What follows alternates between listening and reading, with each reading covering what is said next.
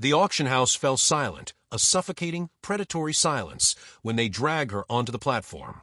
Kira Voss had haunted 100 of these gray market sales across the fringe, searching through the wreckage of civilization for salvage and survival. He'd never seen a Valanthy before. Not in the flesh. Not in a place like this. Their kind didn't end up on auction blocks. Their kind commanded star systems, ruled empires, bent galaxies to their will. But there she was, impossibly tall, her skin polished obsidian shot through, with silver markings that traced her cheekbones like frozen lightning captured in a single, eternal moment.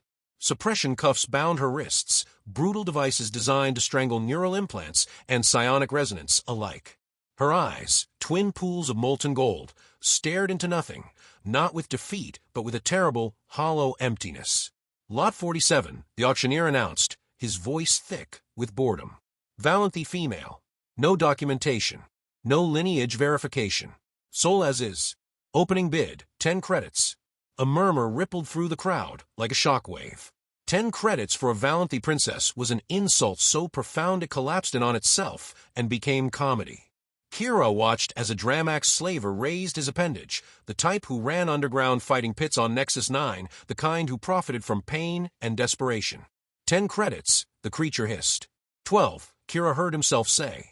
The words emerged unbidden, pushed from somewhere deep in his chest by something he thought had died 3 years ago on a colony ship that never reached its destination. Something that had burned away, along with his daughter's last breath. The Dramax turned all 6 eyes toward him, narrowing with something like hunger mixed with contempt. Human dot, you do not want this one.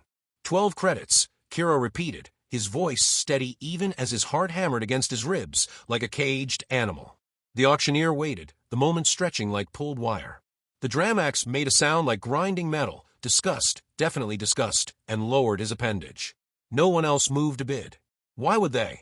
A Valanthy without documentation was worthless, worse than worthless. She was a political liability, a mystery wrapped in danger, the kind of question that could bring Imperial investigators down on anyone foolish enough to own her. Sold to the human, the auctioneer declared. 12 credits. Kira walked to the platform on legs that felt numb, transferred nearly every credit he had left, the ones meant for docking fees, for fuel, for survival, and received a simple biometric chip that registered temporary ownership. One more weight on his shoulders. One more responsibility in a life already drowning in them. The guards shoved her forward. She stumbled, then caught herself with a grace so bone-deep, so intrinsic, that it transcended the suppression cuffs and the auction block and everything they represented. For the first time, she looked at him, and her golden eyes held something that might have been curiosity or confusion, or the first crack in whatever fortress she'd built to survive the unsurvivable. Why? Her voice was crystalline, impossibly beautiful, like wind singing through caves carved from starlight and sorrow. Kira removed the suppression cuffs. His hands were steady even though his heart was screaming, because nobody should be sold for 10 credits. Broken doesn't mean worthless. Broken doesn't mean finished. I bought your freedom for 12 credits, he said quietly. That's 3 more than you're worth to them. But we both know that's a lie. You're worth infinitely more than anything credits could measure. You're worth everything. She stared at him, and he watched something flicker behind those golden depths. Confusion, perhaps. Or the first true moment of hope cracking through the walls that had kept her alive when keeping alive seemed impossible. You're either very foolish, she said at last, or very dangerous. Mostly just broke, Kira admitted, and there was something almost like truth in the laughter that escaped him. Come on. I've got a ship. It's not much, held together by stubbornness and wire, and a prayer I'm not sure I still believe in, but it's got a working heater, and nobody's going to put cuffs on you there. Nobody's going to own you there. She didn't move. The question hung between them, like something sacred. You expect nothing in return? I expect you to tell me your name eventually, when you're ready. When the weight gets lighter. When you remember that you're more than what they tried to make you. He turned and walked toward the exit without looking back, because sometimes faith isn't about looking. It's about walking forward anyway, into the darkness, knowing that someone might follow. After a long moment, long enough that he thought he might have lost, he heard her footsteps. Steady, deliberate, following. The Year Margit was a heap of welded salvage that somehow still defied the laws of physics and continued to fly. She was held together by Kira's stubbornness, 40 kilometers of replacement wire, and sheer cosmic spite. He'd been living in her for 2 years, running repair jobs across the fringe, staying one step ahead of debt collectors and memories that refused to stay buried. The ship remembered his daughter's name. It spoke it every time the systems powered up. She stood in the cargo bay, taking in the cluttered symphony of spare parts and half-finished projects, the detritus of a man trying to fix everything so he wouldn't have to think about what he couldn't fix, and said nothing. Her silence wasn't judgment. It was something deeper. Understanding, perhaps. Crew quarters are through there, Kira pointed, his voice careful, reverent almost. Just a cot and a privacy screen, but it's yours. The galley is to the left, rehydrated protein and vegetables, nothing fancy, but honest food. Showers to the right. The water recyclers have been acting up, so keep it short. We survive on scarcity here. You give me a room, she said slowly, testing the concept like someone learning a new language. On your ship. Where you sleep. I sleep in the cockpit most nights anyway. The stars keep me company better than empty quarters ever could. You are not afraid I will kill you, she stated, and it wasn't a question. Kira considered this with the gravity it deserved. Are you going to? I have not decided. Fair enough. Then we'll decide together when the moment comes. He moved to the galley and started pulling out ration packs, his movements deliberate and calm. He wanted her to know there was nothing to fear from him, that his hands were gentle despite their calloused history. He wanted her to believe, even if belief seemed impossible. When you decide, let me know. I'd like to finish dinner first. She watched him prepare 2 meals, protein paste and rehydrated vegetables, nothing special, nothing that would win awards, but prepared with a care that transformed the ordinary into something sacred. He set one plate on the small table bolted to the floor and gestured. Sit. Eat. Please. You look like you haven't had a real meal in weeks, maybe years. I've been where you are. The emptiness. The way it eats you from the inside out. Valanthy do not require such comforts, she said, but there was something new in her voice. A hesitation. A possibility. Everyone requires food. Everyone requires kindness. Sit. She sat. They ate in silence. A silence that held space for healing, for the slow work of trust rebuilding itself from nothing. Kira didn't push. He'd learned in the years since Margot died that some silences needed to exist, that sometimes broken people needed space more than they needed words, presence more than promises. When she finished, she set down the utensils with precise, deliberate movements, and something shifted in her expression. Valith, she said. My name is Valith. Kira looked up, meeting those golden eyes fully for perhaps the first time. Valith, a name fit for a princess. A name that meant something in the language of stars. Kira Voss, he offered, extending his hand in an old human custom most of the galaxy had forgotten. A gesture of equality, of respect. She stared at his palm for a long moment, then reached out and touched her fingertips to his. Her skin was cool, smooth as glass, but there was warmth beginning to radiate from beneath that frozen exterior. He trying to return to something that had been frozen for far too long. You are strange Kireos, she said, and there was something almost like wonder in her voice. So I've been told, he replied and smiled. 3 days into their journey toward nowhere in particular, Valith finally spoke more than single sentences. Kira was elbowed deep in the water recycler, wrestling with its eternal disagreement with the concept of functionality when she appeared in the engineering bay, silent as a ghost, as she always was. He'd gotten used to the way she moved without sound, the way she watched him like he was a puzzle she needed to solve, an equation that didn't quite add up no matter how many times she recalculated. You were a soldier, she said. It wasn't a question. It was a statement pulled from observation and understanding. Kira kept working on the recycler, his hands moving through muscle memory, honed by years of service. Colonial Defense Force. 12 years. Got out after I stopped being able to pretend the fighting meant anything. He tightened a coupling that didn't need tightening, because sometimes busy hands were the only thing that kept you from drowning. After your daughter. It wasn't an accusation. It was recognition. Kira's hand stilled. You went through my personal files. Your ship speaks her name when it powers on. The photograph in the cockpit. The way you look at the stars like you're searching for something you know you will never find. The scars you carry in the careful way you move, the gentleness you wear like armor. Valith moved closer, her bare feet silent on the metal grating. I did not need files. Kira pulled his hands out of the recycler, wiped them on his pants with the ritualistic precision of someone trying to wipe away more than just grease and grime. She was 6 years old. Just 6. Colony transport got hit by raiders. I wasn't there. Couldn't save her. That's a failure I carry every day, every hour, every single breath. And so you save others instead. I fix things, he said quietly. That's all I know how to do. I fix broken things. I fix ships and systems and whatever else I can reach. It's the only way I know to matter anymore. You fix broken things, Valanthy repeated, her voice shifting, losing some of its crystalline cold. Broken ships. Broken systems.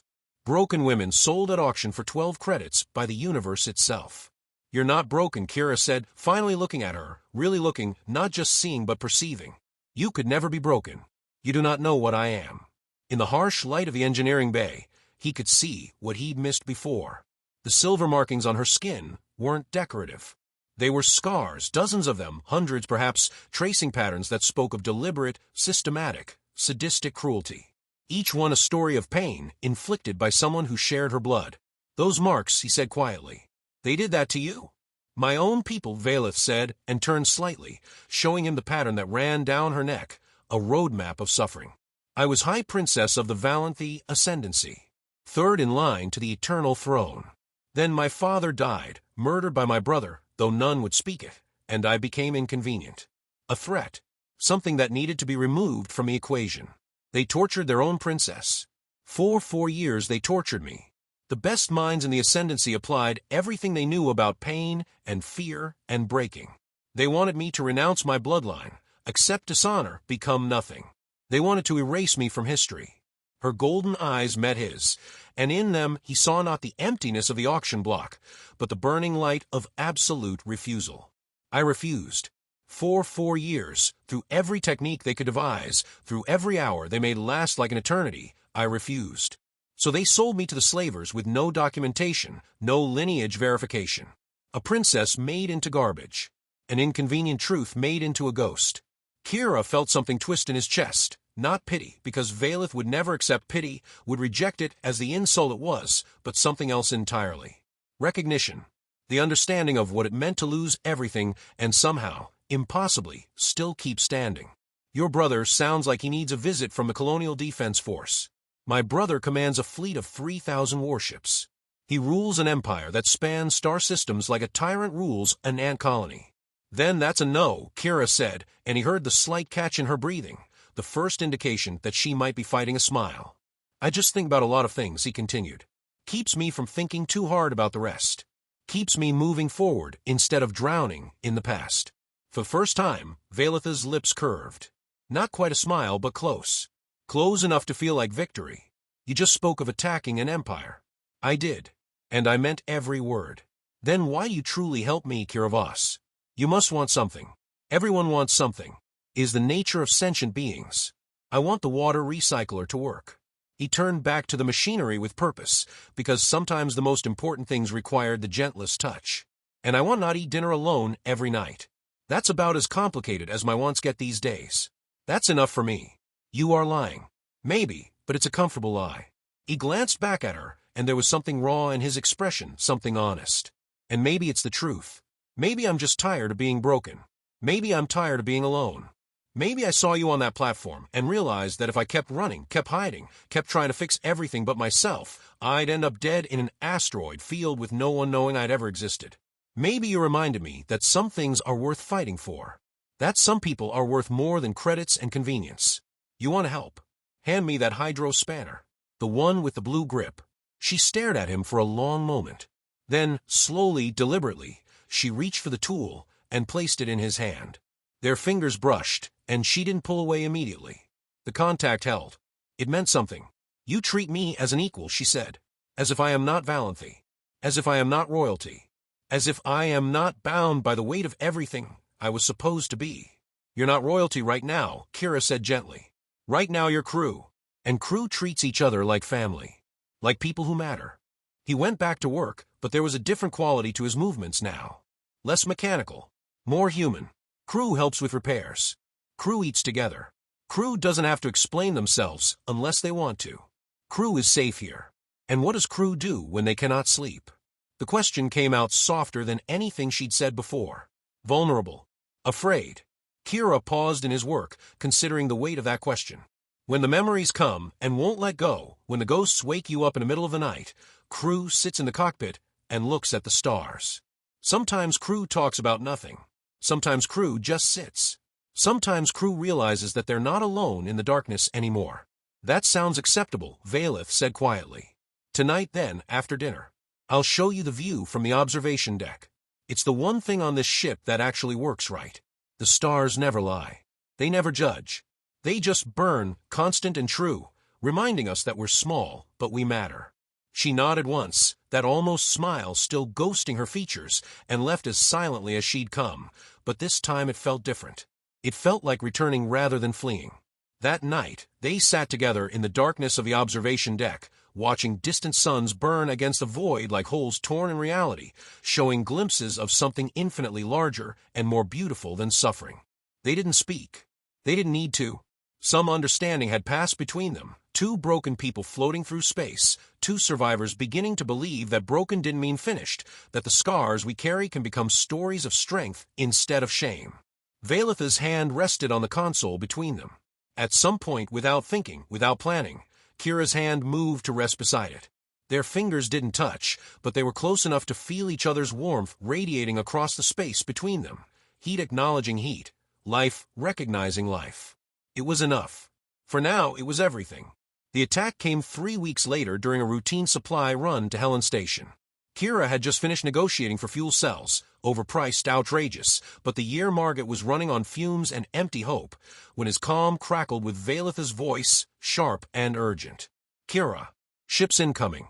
3 vessels. Military configuration. Valanthy military configuration. His blood went cold. It became ice water in his veins. He abandoned the negotiation mid-sentence and ran. Get to the cockpit. Prep for emergency burn. Now. He ran. By the time he reached the Margit's command center, Valanthy had the engines warming. Through the viewport, he could see them, 3 sleek cruisers cutting through space like predators who'd finally caught the scent of prey. Their hulls were marked with the golden spiral of the Valanthy ascendancy. Unmistakable. Undeniable.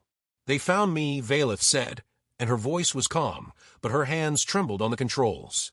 My brother sent hunters. His executioners. My time has ended. Can we outrun them? Kira demanded, dropping into the pilot's seat and pulling up tactical displays that immediately told him what he didn't want to know. No. Valanthy ships are faster, more maneuverable. Superior weapon systems. Superior engines. They will catch us within the hour. We are already dead. We simply have not stopped moving yet. Kira stared at the incoming vectors, at the math that was brutal and simple and absolutely final. 3 military vessels against 1 salvage ship held together by hope and wire and impossible prayers. The numbers didn't lie. The odds were beyond non-existent. Then we don't run, he said quietly. We hide. He started plotting a course, his hands flying over controls, muscle memory, and desperation merging into focus. The Keth Nebula is 2 jumps from here. Heavy radiation. Sensor interference that would blind any external scan. If we can reach it, they'll follow because they have no choice, because my brother doesn't accept failure. But they'll have to follow blind, navigating through chaos with no idea of what they're hunting. Valanthy studied his face with something like wonder. And you know it. I spent 6 months hiding in that nebula after Margot died. Every day, I thought about ending it. Every night I stared at the stars and asked why I was still breathing when she wasn't. I learned every corridor, every radiation flare pattern, every safe harbor in that chaos. He stopped, refocused, locked eyes with her. They don't know it. They'll be hunting in the dark while I navigate by ghosts and muscle memory. That's our advantage. That's our only chance. You would risk everything. Crew doesn't leave crew behind, Kira said simply, and engaged the jump drive. The first jump was rough. The second was worse. The fabric of space tore around them, and the Margit screamed warnings from half her systems, groaning in protest at the violence of faster-than-light travel. By the time they hit the nebula's edge, the year Margit was screaming warnings from every sensor, and the Valanthy ships were close enough to fire ranging shots, bright warnings that said surrender or die. Kira dove into the nebula's swirling chaos, navigating by memory and instinct through corridors of ionized gas and radiation flares that painted the void in colors that shouldn't exist.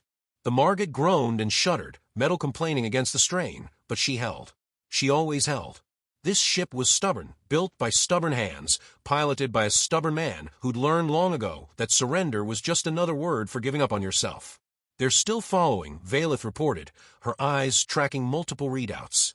2 ships. The third is hanging back. They're pushing us toward the core, where the radiation is strongest. Hurting us. They want us dead in a way that looks like accident rather than execution. Kira's hands flew over the controls with the grace of a man who'd spent years keeping broken things flying. We need to lose them in the drift. The drift is an asteroid field that runs through the nebula's heart. I used to mine there back when I had a different ship and a different life, before grief made me homeless.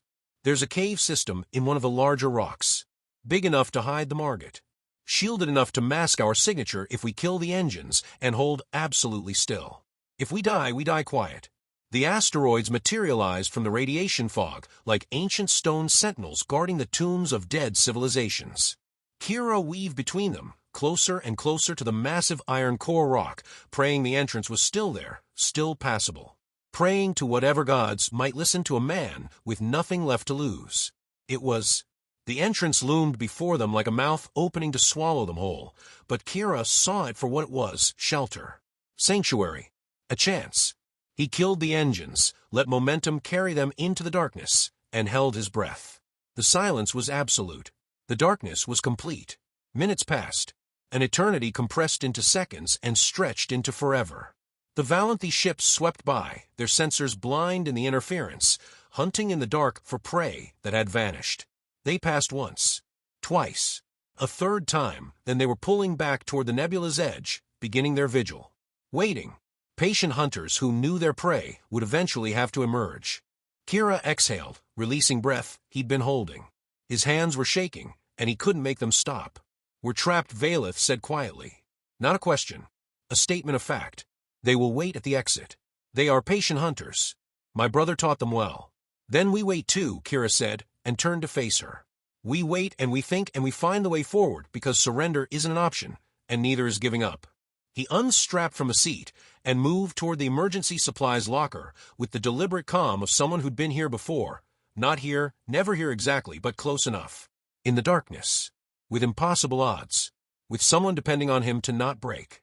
Air recycler can give us 3 weeks. Food's tight, but we can stretch it if we ration. Water's fine.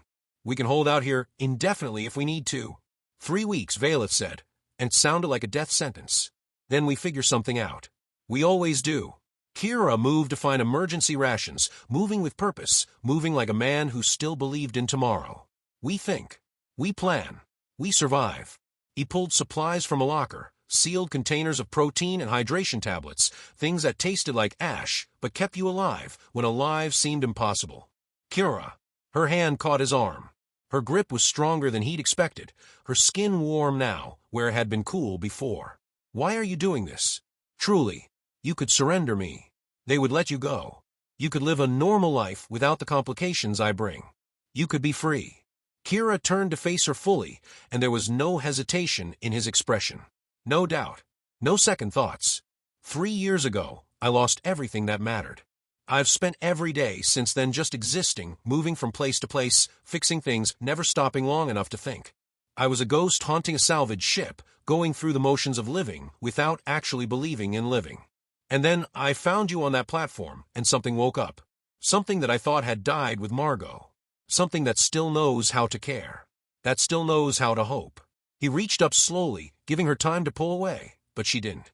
His fingers brushed the silver scars on her cheek, those terrible marks that mapped her suffering but couldn't diminish her light. I am not your daughter.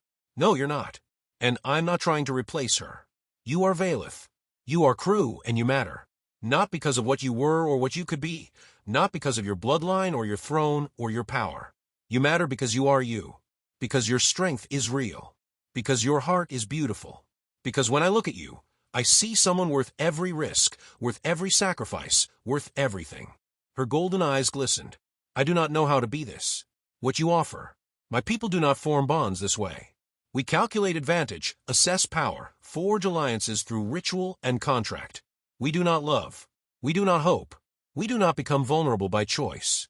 Then don't be your people. Just be you. Just be here with me in this moment. Let yourself believe that you deserve happiness.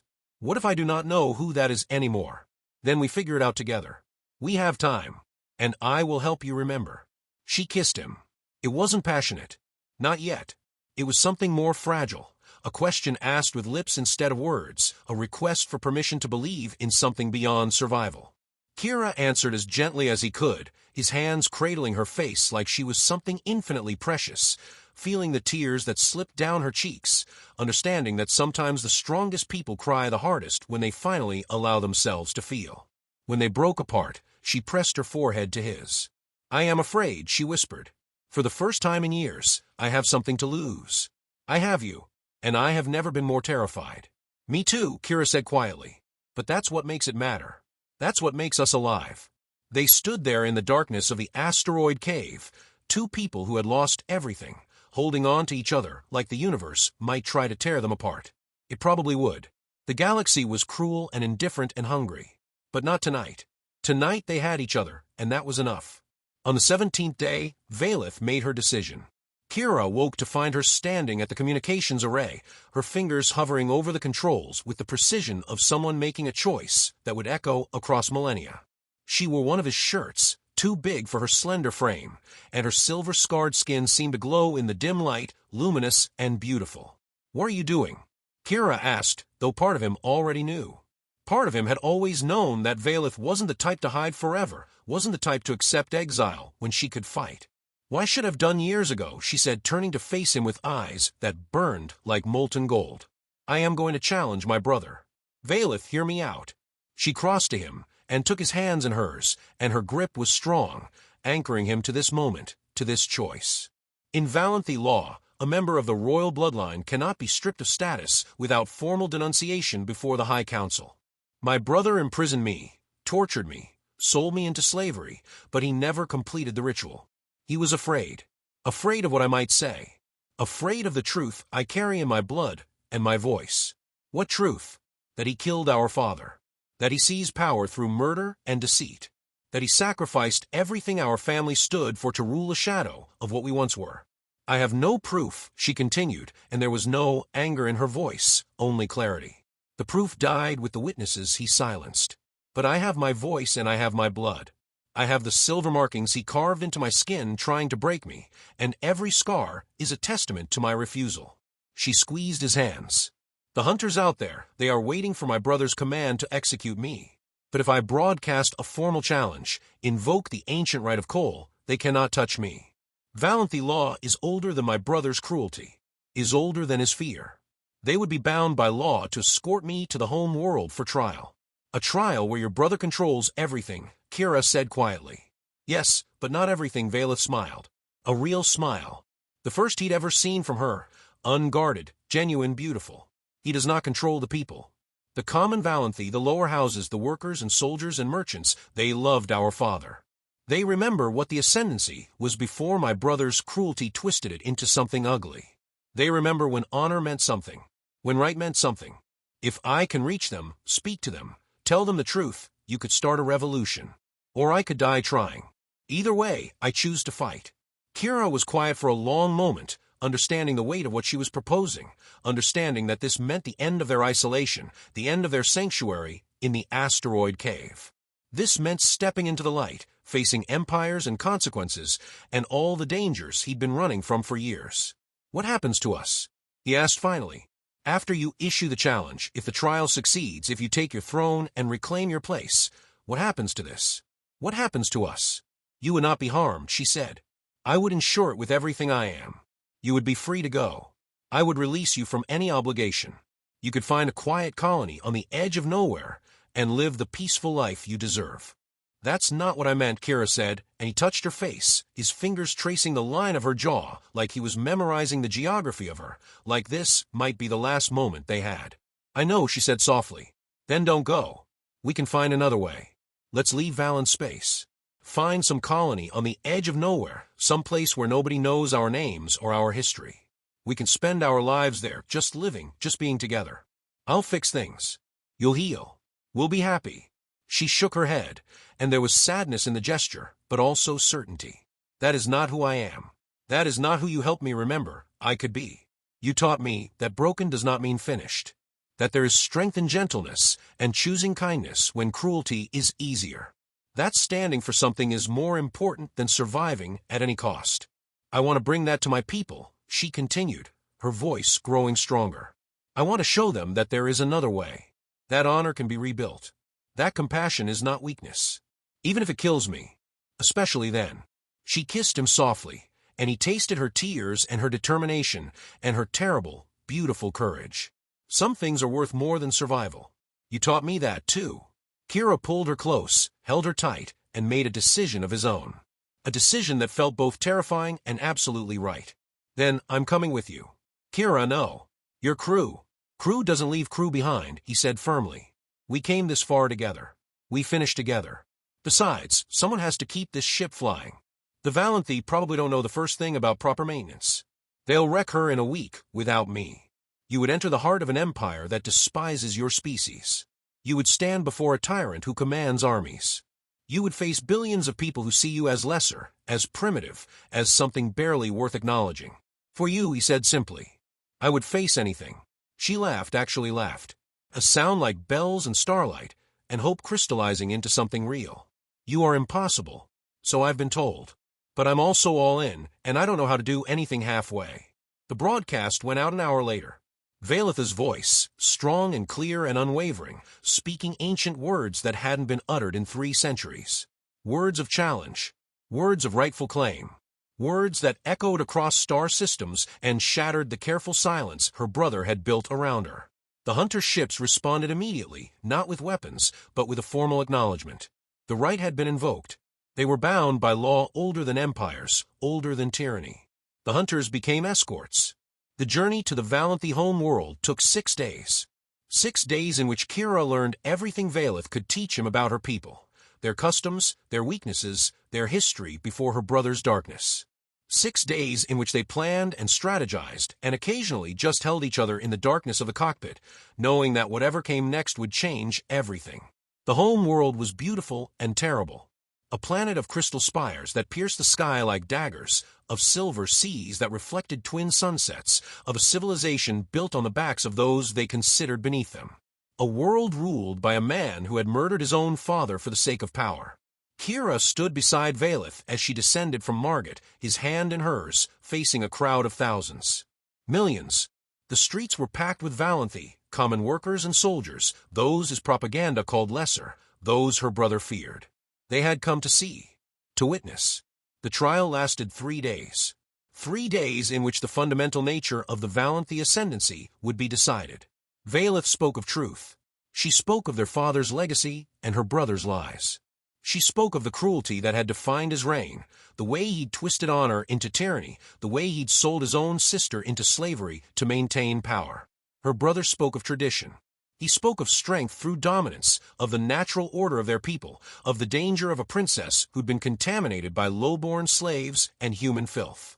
The High Council deliberated, weighed, judged. They listened to arguments and evidence, to the history of the ascendancy and the trajectory of her brother's rule. In the end, it was not the council that decided. It was the people, the common Valanthy, who filled the streets, who chanted Valanthy's name with a fervor that shook the crystal spires themselves, who remembered what their empire had been and what it could be again under someone who valued honor over dominion. When her brother tried to have her silenced, they rose up.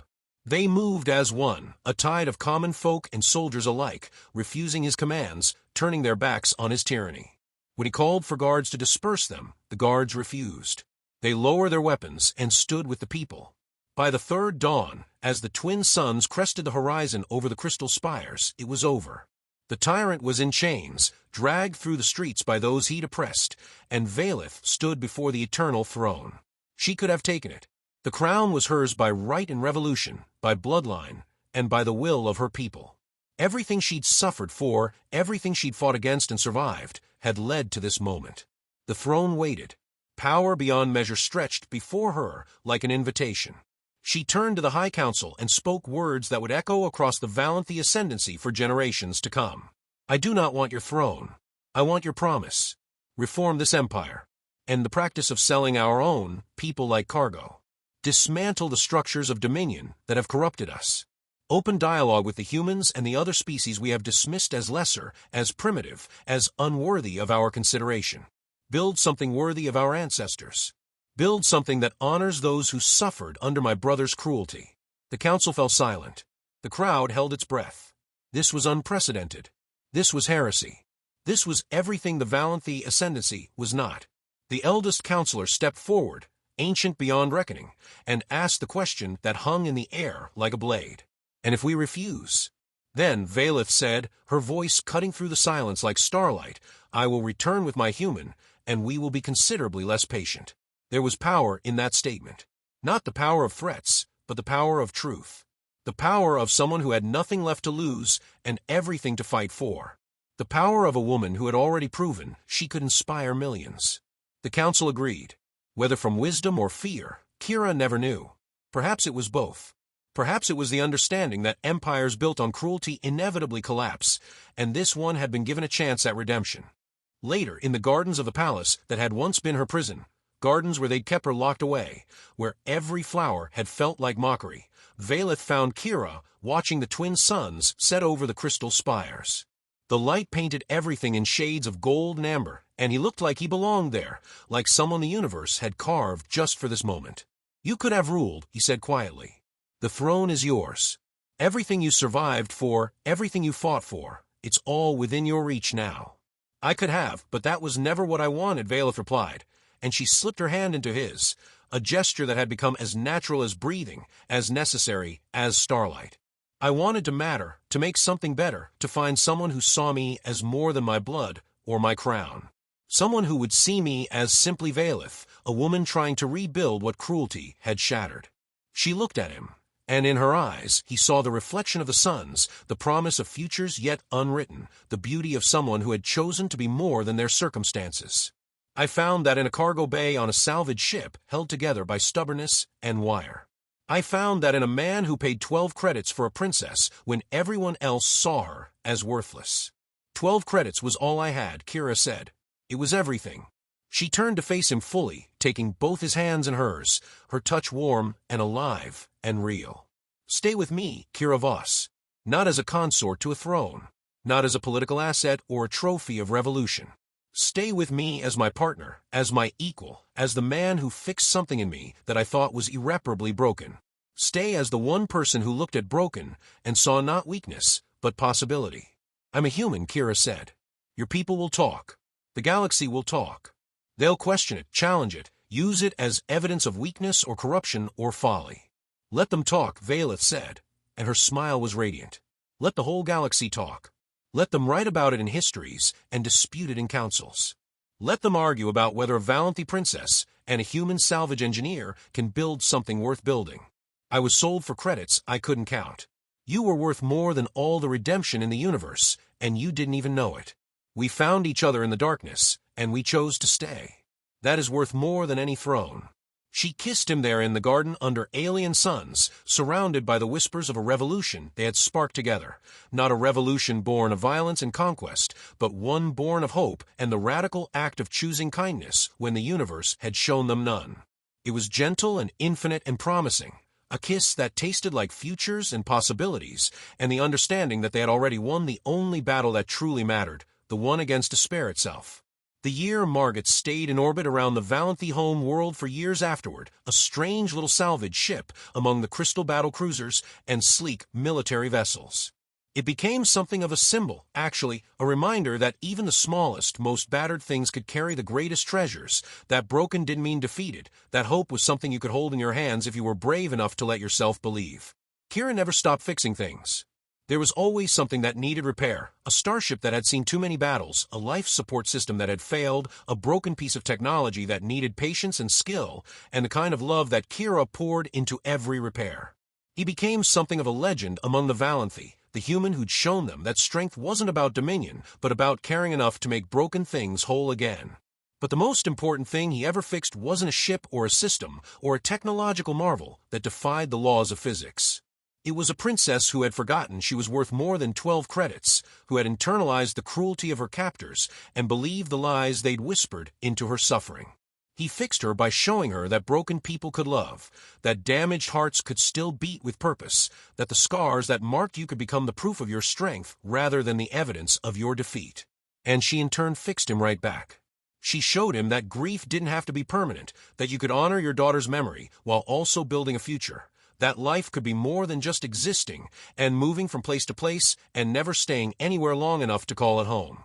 She taught him that sometimes the greatest courage is the willingness to be happy, to let yourself matter to someone, to choose love when you've spent so long practicing loss. The story of Kira Voss and Valanthy became legend among the stars, whispered in spaceports and colonies, told around fires on distant worlds, written down in histories both official and unofficial. Some versions made it grand, mythologized it, turned it into an epic of cosmic proportions. Some versions simplified it, reduced it to something small and personal.